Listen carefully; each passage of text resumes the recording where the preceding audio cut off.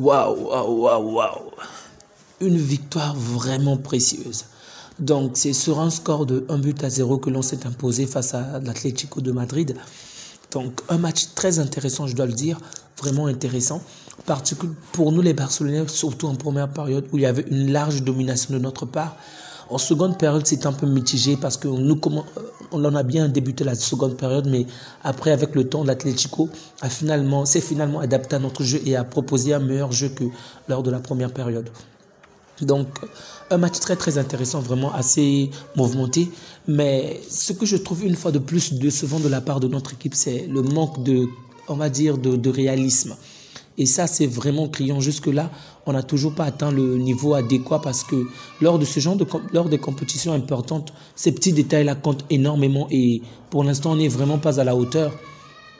Il y a énormément d'actions où nous pourrions bien faire la différence, mais on ne parvient toujours pas à marquer, on ne parvient pas à s'imposer. Donc, rendez-vous compte que nous avons tiré au moins 13 fois et seulement 2 sont cadrés. Il y avait des actions, même de la surface adverse, mais on cogite trop. En fait, lorsqu'on voit par exemple le Real n'a pas besoin d'une longue domination. Mais une chose est certaine, c'est que dès qu'ils vont avoir la balle, ils vont rapidement se projeter dans le camp adverse et il y aura un puissant tir. Ça ne sera peut-être pas cadré, mais au moins, il y aura un réel danger. De notre côté, à nous, il y a des moments où on a des bonnes séquences, tu vois.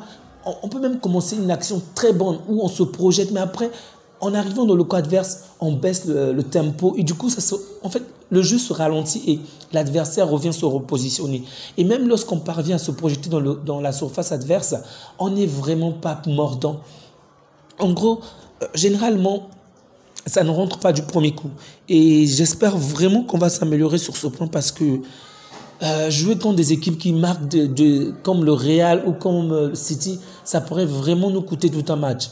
Mais bref, félicitations à Xavi aujourd'hui vraiment parce que c'était un match très important face à un adversaire assez terrible et l'on s'est imposé même sur un petit score, mais c'est déjà mieux que rien.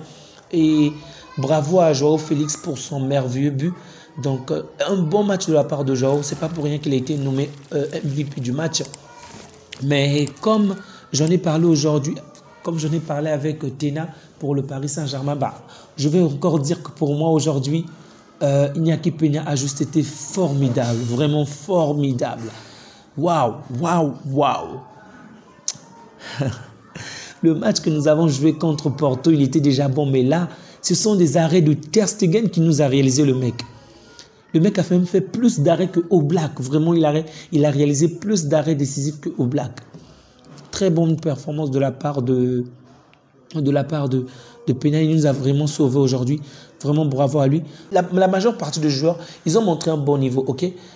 Je dirais que c'est peut-être Lewandowski qui est un tout petit peu en dessous de la norme, mais à la fin du match, il a quand même essayé de se rattraper, mais je pense que ce n'est toujours pas assez. Et par rapport au jeu, ça ne lui met vraiment pas aussi dans les meilleures conditions. Bon, il y a même une action où je l'ai vu carrément aller défendre carrément à quelques mètres de la barre où les joueurs adverses tirent le corner. Donc, pour vous dire de quelle manière il essaye vraiment de participer dans le jeu, mais moi, je préfère qu'il puisse être au centre, en pointe là. Je ne veux pas qu'il revienne au milieu ou dans notre défense. Comme ça, il n'est pas pertinent. D'ailleurs, même à la fin du match où on a une dernière action offensive, où c'est le petit Yamal qui se projette, ensuite va faire la passe à De Jong. Malheureusement, De Jong va glisser, va s'effondrer. Bref, c'était la fin du match, ils étaient fatigués, je peux le comprendre, mais cette action-là est vraiment la réalité du Barça. En fait, ça résume parfaitement notre match où on a la possession, on arrive à se créer du danger, mais dans les derniers mètres, dans les dernières lignes, on n'arrive pas à marquer.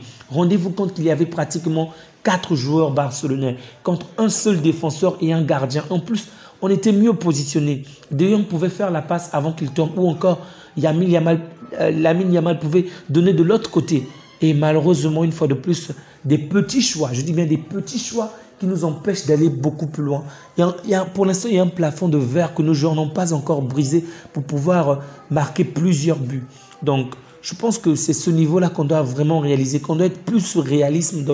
Il faut plus de réalisme dans les dernières lignes afin que nos scores puissent être beaucoup plus importants. On a vu de quelle manière on a quand même galéré en seconde période parce que l'Atlético est vraiment revenu en forme. Ils ont vraiment voulu marquer, mais heureusement pour nous, il y a eu une bonne solidité défensive. Donc, on s'est imposé 1-0. Très bon match, donc bravo à Xavi pour ce qu'il a fait, bravo à Félix, à Rafinha également pour sa passe décisive. Dans l'ensemble, comme je l'ai dit, j'ai trouvé les joueurs formidables, donc pas la peine de citer chacun d'entre eux. Ils ont plutôt été intéressants. Belle victoire de la part du Barça, une victoire largement méritée. Donc, merci à vous. N'oubliez surtout pas de laisser un like, de partager la vidéo, même de commenter. Si vous avez aimé, laissez juste un like. Ça me fait vraiment plaisir et ça soutient la chaîne.